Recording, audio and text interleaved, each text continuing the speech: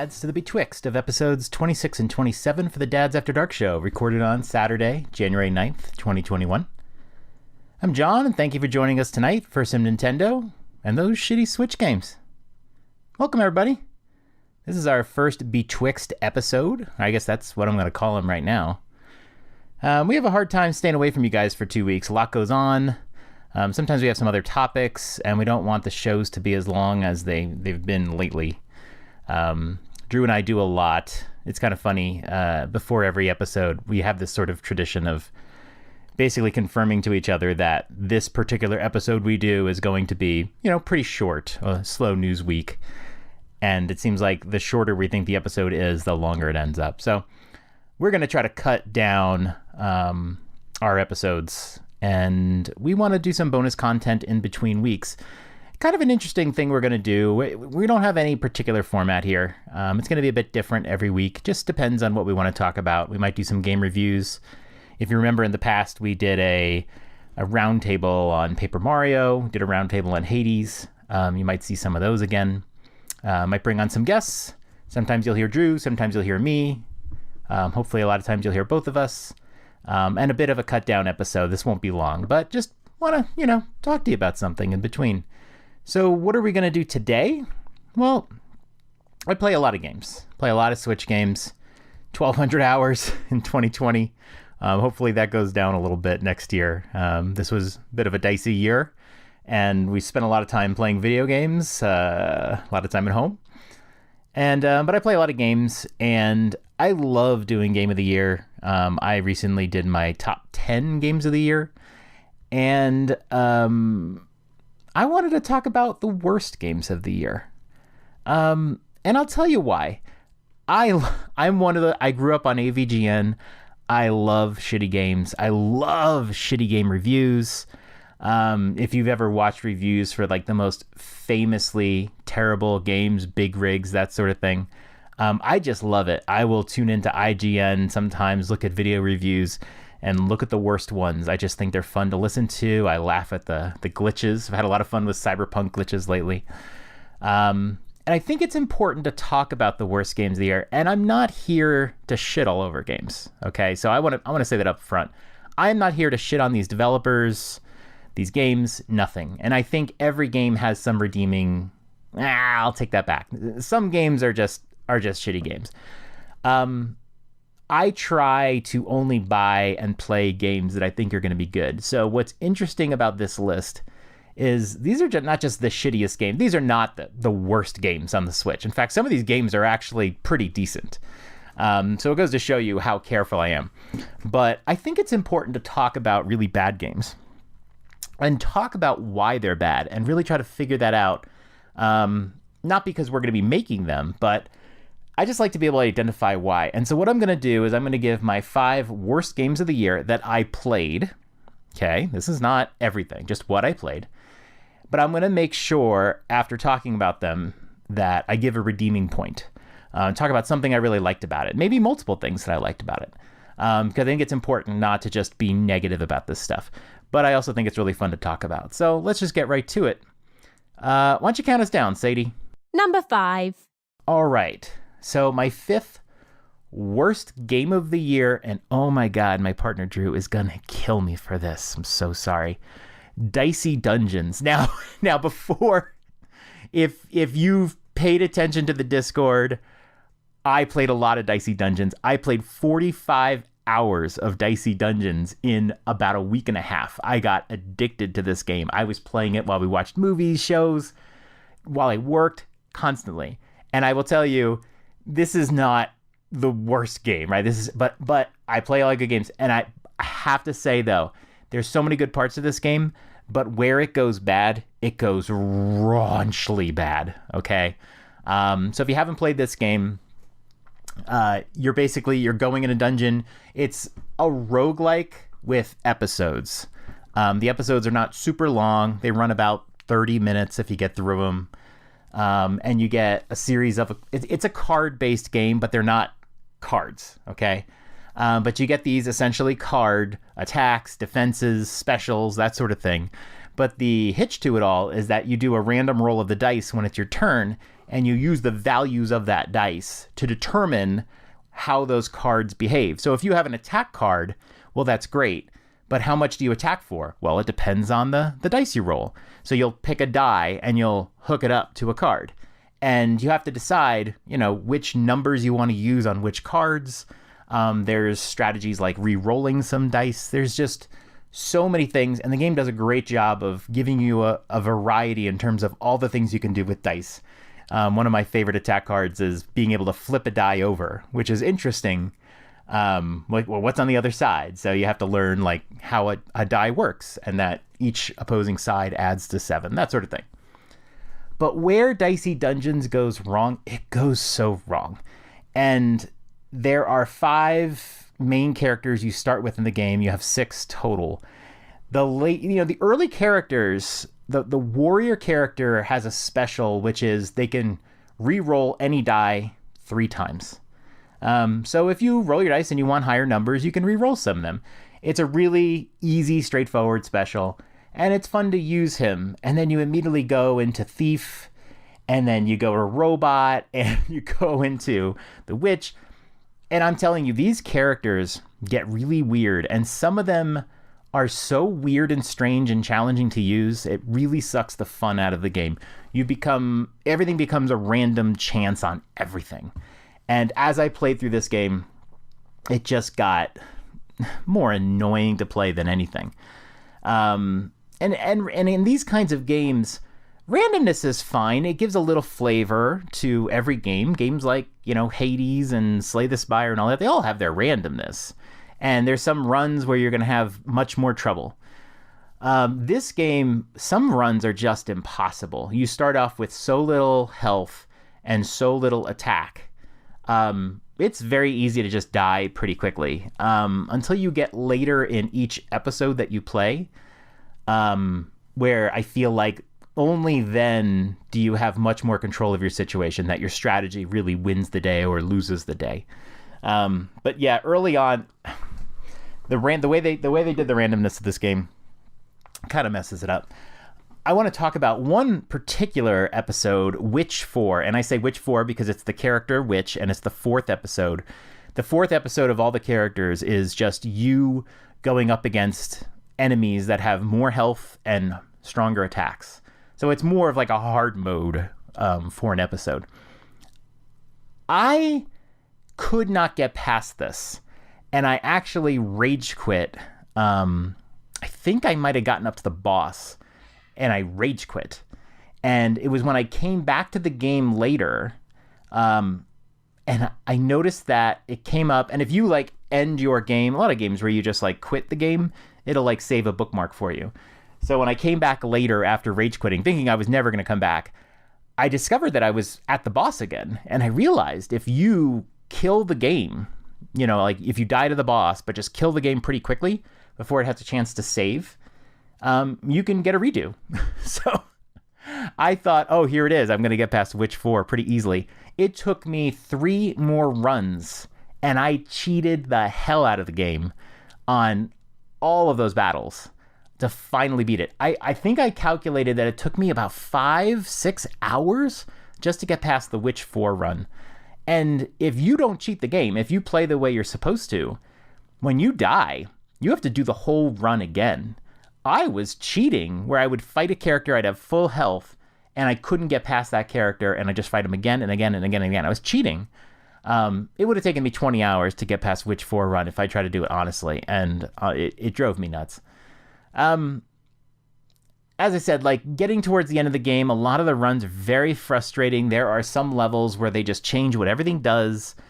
There are some attacks. There is this bird. I can't remember the bird. I think it's called Loud Bird, where on basically every single turn, the bird will silence you and then do dodge, which basically means you can't use your special, and a lot of your attacks are covered up. You have to spend a die in order to unlock the attack, and then spend another die to do the attack. And then dodge means that it will always avoid your first attack. Every turn becomes I have to spend a die to unlock this, I have to do this, and then the first attack always misses. I was constantly forgetting that and attacking them with my biggest attack.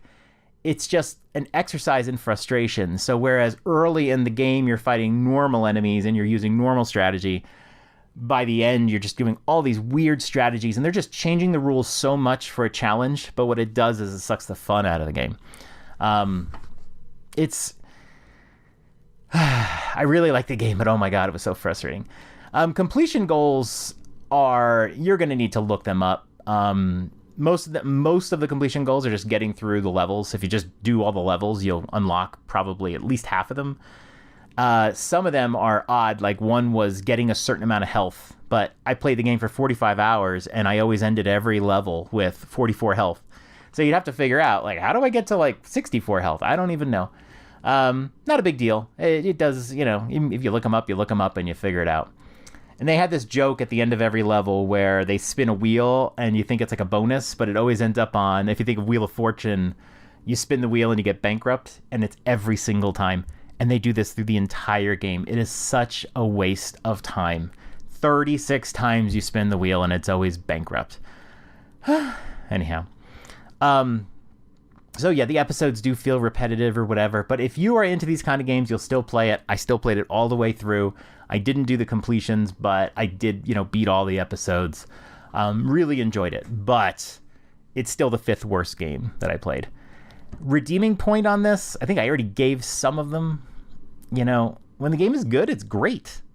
Especially early on when you're playing, it's just amazing. It is until the later characters it gets a little frustrating, but I played 45 hours. There's a lot of strategy in how you approach fights. You kind of get a little, I don't say like an overworld, and you decide who you want to fight, or if you want to pick up a health item, or if you want to pick up like a new attack card, and what order you do those things in on each run. You start to develop a strategy for how you want to do it, and basically it amounts to try to kill as many people as you can before you use the health. That sort of thing. You try to keep yourself full health when you level up, and you'll level up, I think 4 times you'll level up by the time you get to the end boss. If you want to, you can avoid some enemies and just get to the boss quicker. But if you do that, you better have full health too. A lot of the levels are all very much the same style. There's like 4 areas you go through. You level up the same number of times. You have the same health. It does get a little bland there, but the final level finally shook up the game. I really would have loved to see some levels that really shook things up. But overall it was good. And honestly, if they do DLC or some other content, I might go back into it. So not bad for the 5th worst game that I played this year. Number 4. 4th worst game of the year. This was a game I was hyped for. Panzer Paladin. I heard about this game on IGN's NVC podcast. Somebody was talking about it. I looked it up. I remember I was on this long walk and I looked at the trailer while I was walking and I was like, whoa, yeah, this is my cup of tea. It's a retro style, kind of a combination of Mega Man and I think it was that old NES game, it's escaping me right now. But it was like one of those really expensive games, and I never played it, so I don't remember what it was called. But you're kind of a guy in a mech suit, a robot, if you will, and you play through. You have the ability to leave your mech suit and do some things. And so it's kind of like Blaster Master 2. It looks amazing. I love retro games, and there's tons of retro-looking games. This one really feels like it comes right out of the 80s. They did a really good job with the art style. And one of the interesting play mechanics in the game is that you find lots of weapons. You might find pipes and swords and axes and that sort of thing. Lots of different weapons as you play. Lots. And you actually collect these weapons, and you can switch between the weapons very easily. It's sort of like if you watch the trailer for this game, you're like, oh my god, this is amazing. Like, I love Shovel Knight. I'm going to love this. This one was disappointing to me in many ways. First of all, as you're playing the levels, your character's very bulky and slow. They walk like a mech would. And That might seem obvious because I'm saying you're in a mech, but there is no reason why it has to be realistic. This isn't like a 3D game or anything like that. Your mech could be as fast or slow as it wants. I feel like they gave your character such limitations. You can't really jump too high. It's not fun to play. You're just walking around and you just feel bulky. There's many different levels.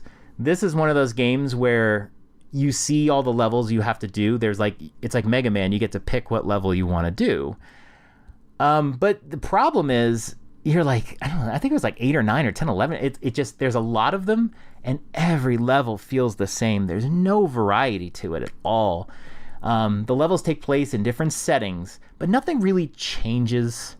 And one of the other really annoying things is that your progress in the level as you play and you figure things out, it comes on one strategy. In the game, in each level, there's a halfway point. And the way that you claim a checkpoint in the game is you have to shove a weapon into the checkpoint. This isn't a challenging thing, but you can decide what you want to do. Kind of like Shovel Knight, where you could break the orb or you can not break the orb. Now, you shove a weapon into the checkpoint, and now if you die, you'll start at that checkpoint. Okay. And your strategy becomes very simple. You know, as you play through the level, you want to use the wimpiest weapons that you pick up. They all have different powers. You want to try to play the level with the wimpiest weapons. You want to save your powerful weapons for powerful enemies. And you'll pick up a whole bunch of these little short swords, these little tiny little swords. And you should try to use all your shittiest weapons to get through the level. And it sounds like, well, why not use a more powerful weapon? But you're wasting it. A lot of the enemies take one shot. They're pretty easy to kill.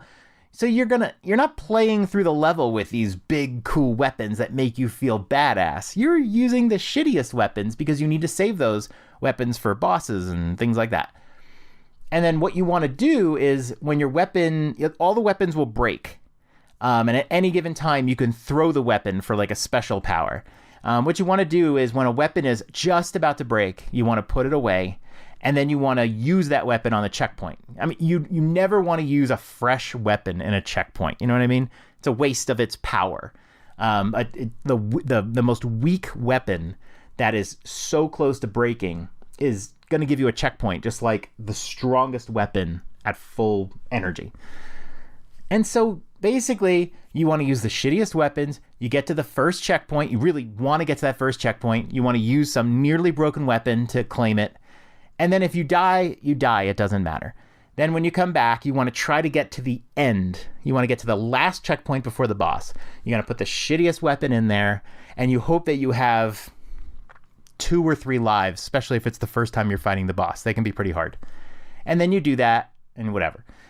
And it just becomes that over and over and over again. Just get to those checkpoints and use the shitty weapon, and that's it. So by the time I had perfected this, and I got to the last 5, 6, 7 levels, it's like Mega Man. The last area is kind of like a castle with a lot of sub-levels. It really was just like, get to the checkpoint, I don't care if I die. Get to the end, I don't care if I die. If I have no lives left, you might as well just die because you're not going to beat the boss. That's what it became. And that with like the sluggishness of your character. Your character has no personality either. It's not like Shovel Knight where there's like a charm. I don't know. This game didn't work for me. I did finish it, but I really wasn't that excited about doing any kind of achievement stuff or anything like that. Redeeming points, like I said, the graphics are amazing. The music was not memorable because I can't remember it, but man, the game just feels like you're playing a retro game. And I love that you can kind of escape out of the robot. The level had these areas where you need to get out and go through these small spaces and do things. It didn't get too interesting, and you're very weak when you're by yourself. For the most part, you go through these little spaces and you get health. That's really the biggest value of it. And sometimes they make it part of the level to get past something, but I feel like the game mechanics were pretty good, but they just didn't do anything interesting with it at all. And I feel like maybe a Panzer Paladin 2 could be a very cool game. I would definitely be interested. But I just feel like they had some cool mechanics to work with the breakable weapons and all that jazz. Just making the weapons have some maybe different powers and really not forcing characters to have to just use the weakest enemy, weapons to save that. I just encourage people to be able to use powerful weapons that feel fucking awesome to use, is what I say. Number 3. All right, third worst game. Here's where we start to get to like bad games. Catherine Full Body. I saw this game for the first time when I was watching The Completionist, and he had done a completion run of the original Catherine. Full Body is sort of a expansion of the first game with an extra main character. And I was watching it and going, that game doesn't look really good, but man, Gerard just gushed over it. And I never had the ability to play it. I did buy it on Xbox 360. I never really got, to playing it. And the game's a bit of a tease. It's a bit of a tease. There's, sexy character named Catherine. She's on the cover. It's titillating, and you're watching this puzzle game. It's really a puzzle game, and you're seeing this story, this hot character, and you have these two Catherines, and what they're doing is they're competing over you, essentially. And, I've always wanted to play it. So when it came out on Switch, I bought it the first day. I'm finally going to play Catherine. I was very excited. And the thing that really got me was all of my worst fears about this game were perfectly true. I totally called it to myself. Catherine Full Body is a puzzle game that they decided, well, we're not going to just make people play this puzzle. We are going to wrap a story around it. And then not just a story, but, we're going to tease some sex. We're going to make it a mature game. And we're going to get a bunch of gamers that would never play a game like this, who maybe don't play puzzle games, to play this game. And one of the biggest knocks in this game is it's a total dick tease. There's no nudity in this game. And in fact, most of the kind of like, teasiest scenes are in the trailer. And then past that, not so much. In this game, you're kind of this loser character. You have a girlfriend named Catherine with a K, and you start having these dreams, essentially, and of this Catherine with a C. And she's much a little younger, a little hotter, a lot more flirtatious. And it becomes a battle of, are you cheating? Or are you not cheating or whatever? And the game gets a little weird, and these are dream sequences and that sort of thing, but the character can't really tell. And you end up having like what amounts to a story sequence, and then you can walk around this bar, which is one of the most boring things I've ever done. Like, very quickly, I just stopped walking around the bar. There's like this arcade machine you can play, which is the same puzzle game with different graphics. You can talk to people. It just felt like such a waste of time after a while. And then you play through the puzzle game, and you get past floor after floor after floor, and it goes on forever sometimes. And then they ask you these questions, and it's just sort of like, oh, if you were in a room with so-and-so, would you bang her or not? And then you pull yes or no. And they don't give you any feedback. There's a little meter that changes. You have no idea what it does. And you're just answering these questions. And sometimes the answer you want to say is not there. It's just a little like, okay, what is the point of all these questions? It turns out at the end, the combination of all of your answers and the way you made the meter move will determine your ending. And there's like a dozen endings or something like that. But that's one of my biggest problems with the game is it's not based on your answers. They're not changing the story based on your answers. It's just moving a meter, and there's really no telling how the meter's going to move. What's a bad answer? What's a good answer? I don't know. And then the puzzle game is just the same puzzle game the whole time. They try to add some different blocks. You're essentially climbing blocks to get to the top of this tower. And sometimes they'll add a bomb block, and sometimes they'll add a different kind of block. But really, it's the same one. And early on in the game, you just have more options, and you start to figure things out, and you feel good about yourself. You're like, aha, I made it to the top of the tower. It actually feels satisfying. As you get later in the game, the puzzles get much harder, and there's fewer blocks around, and you have to move them in these very precise ways. And sometimes you just cannot figure out your way forward. And you'll just try random things. You'll die. You'll, try again. They don't send you too far back. And you try it again, you try it again, try it again. And sometimes you just stumble on it. You don't even know what you did. You just move some blocks in a way, and there you go. Sometimes you feel accomplished. Most of the time you feel like, okay, whatever, I got past it this time. After a while, it's just bland, and then they do a story sequence. Your character's such a big loser, and you just kind of hate being yourself. Then you're in the bar, you immediately walk out, you do the puzzles, and you just want to get the game over with. By the time I got to the end, I was so relieved. There was a couple times earlier, before I got close to the ending, where I had to look up how to get past a certain area. I just could not figure it out. And it was this just like unintuitive combination of moves that got me there. Not to say that it's impossible at all. I just didn't do it. And I thought this game would get so hard at the end that I wouldn't be able to finish it, but I did. So it's not a game that just gets harder and harder and harder. I think certain areas might be a little harder than others. So if you hit a spot that you couldn't get past, or you had to like look it up, you might be fine for the rest. Who knows? Yeah, it just overall, it definitely was a puzzle game trying to be titillating. No nudity, man. Put some nudity. If you're going to make a game like this, a game that would have been perfectly accessible to a kid, a teen, whatever, and you want to wrap it in a titillating story, you might as well go all the way with it. I'm not sure what the game is rated. It might be T for teen. I don't have to look it up. But if you're going to do it, just go for it all the way. Have some nudity in there or whatever. So, I just wanted some nudity, man. That's all I wanted. If I have to give it a redeeming point, though, when the game is fun, it's fun. Mostly early in the game, when the puzzle is new to you, it's fun. And then by the time you've hit the 5th, 6th level and you're playing the same puzzle, you just like, you've had enough of the puzzle.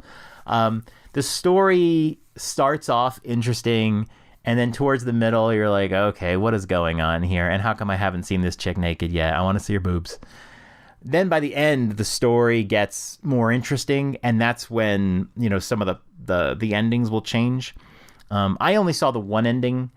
I wasn't really motivated to go back. I looked up how to do the different endings, and it really had to do with the meter. I wasn't very interested in doing the multiple endings. If you want to play through the game completely a second time, you're probably crazy. Most likely you're going to do various save games and then change some later decisions. But you really have to look up. I mean, it really is like if your meter is far to the left and you answer this particular answer on this question, you'll get this ending. So I think at that point, just go to YouTube, man, and watch all the endings.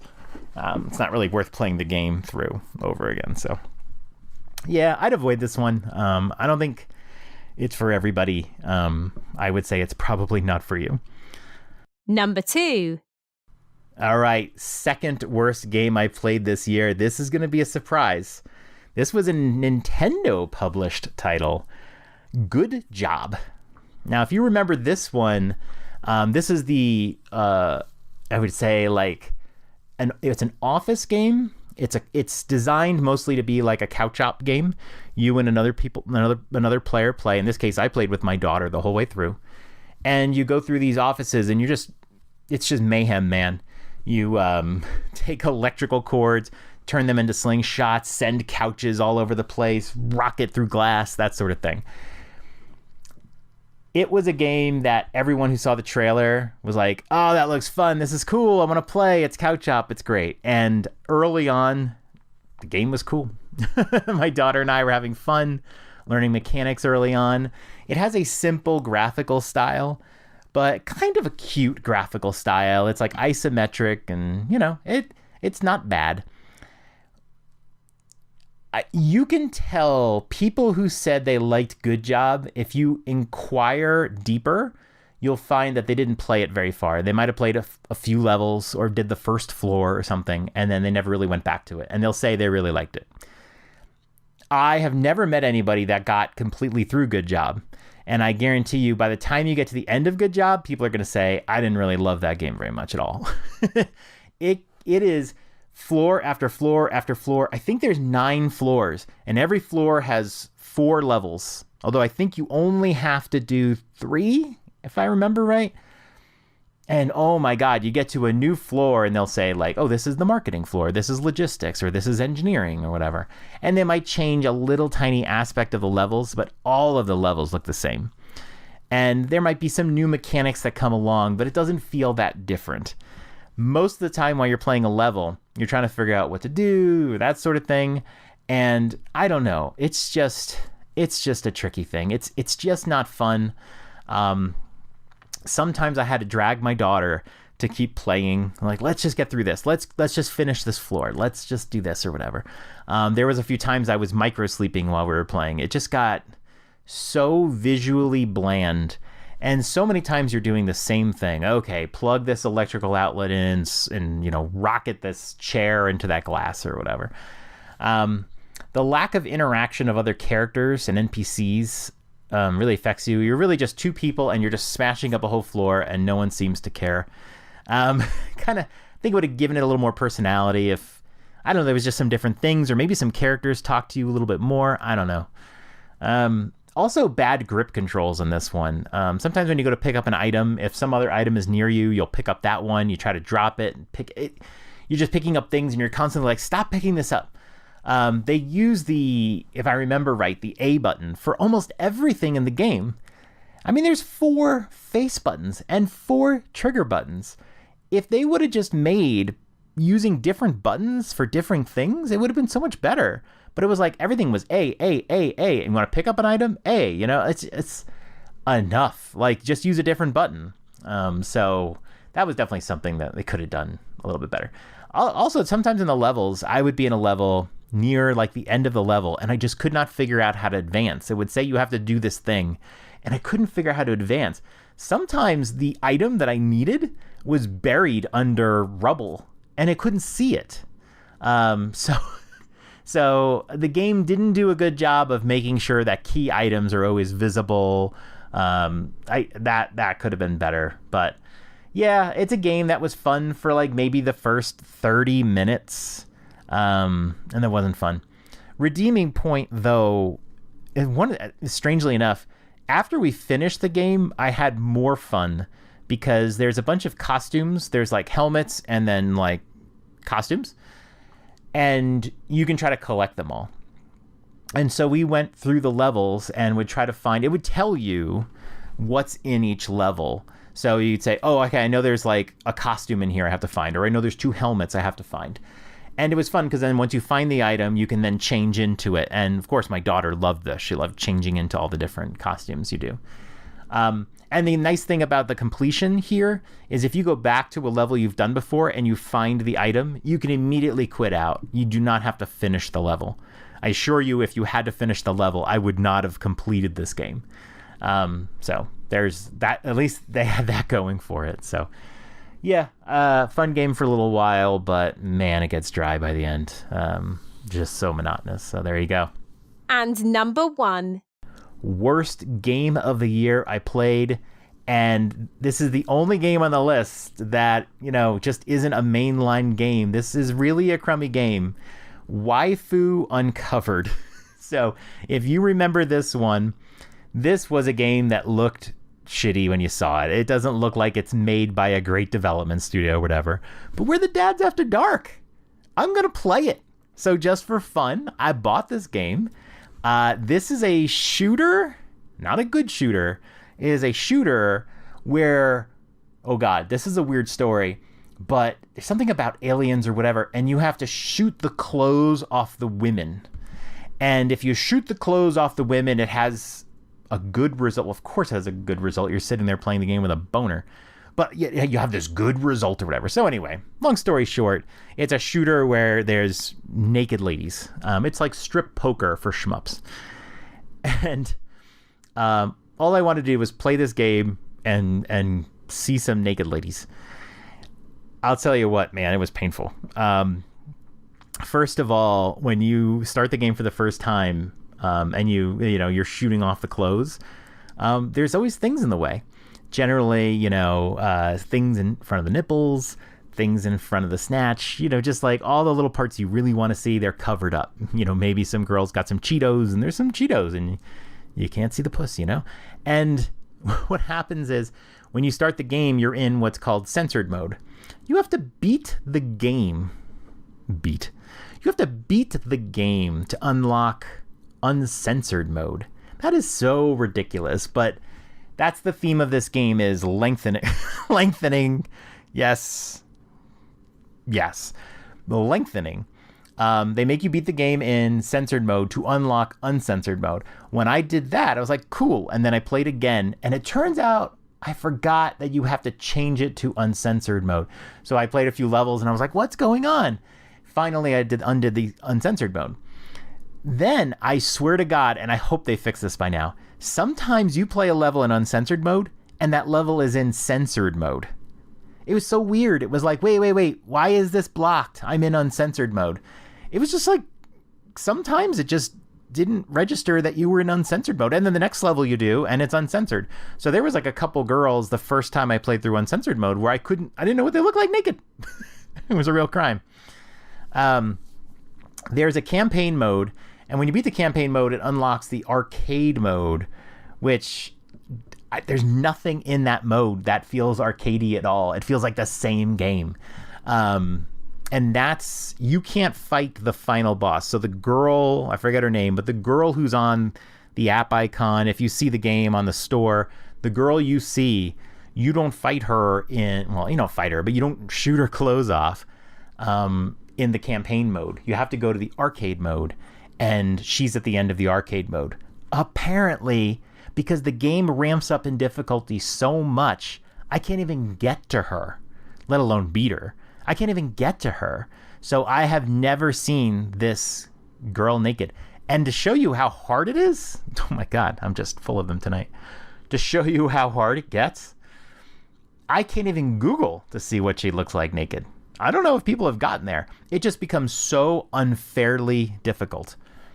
In terms of the gameplay, it's a single screen shooter. There's no scrolling in any direction. So it's pretty bland, and they have you fighting on essentially this rectangle.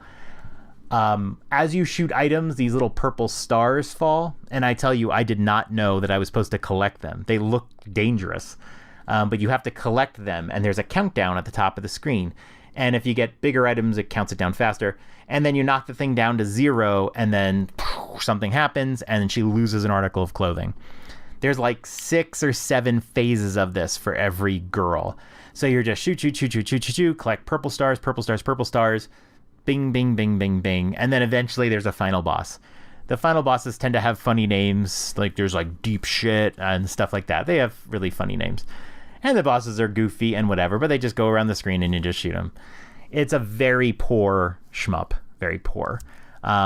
Really, if this game didn't have, just literal pictures of naked girls, and they're anime girls too, they're not like real girls, it would be just one of the worst shmups you've ever played in your life. But it's a goofy little fun thing to do. I don't think I paid a bunch of money for it, but yeah, it's just goofy fun. It's, I'll say it's very titillating. You're playing and you're just kind of like, you're getting a little stiff down there. It has an effort, but just very repetitive. The way they handle the censored mode, the bug, the difficulty ramp at the end. It's just a bad game. This is I would never recommend buying this game. Do not buy this game. If you want to see the game, just go to YouTube and watch a Let's Play of it. That's really it. You don't, like, as with other games where, do I watch the Let's Play or do I play it? There's just nothing fun about playing it. It's just repetitive shooting. It gets really boring. So just watch a Let's Play, have fun, enjoy it. You don't have to unlock the uncensored. Watch an uncensored Let's Play. Have a good time with it. But it is definitely the worst game of the year without many redeeming qualities, except for there's like 7 pictures of naked anime girls. Ta-da!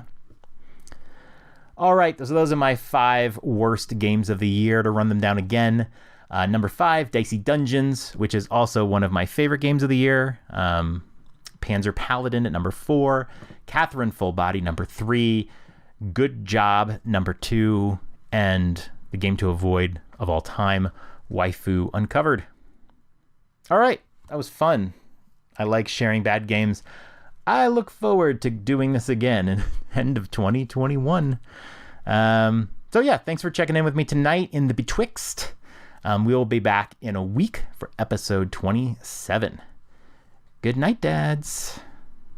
The Dads After Dark show is a part of the Nintendo Dads family of podcasts. You can subscribe to us anywhere podcasts are available, including iTunes, Google Play, Spotify, and Stitcher. Be sure to join us on the Nintendo Dads Discord in the Dads After Dark show channel for some naughty After Dark talk. Follow us on Twitter at NDadsAfterDark.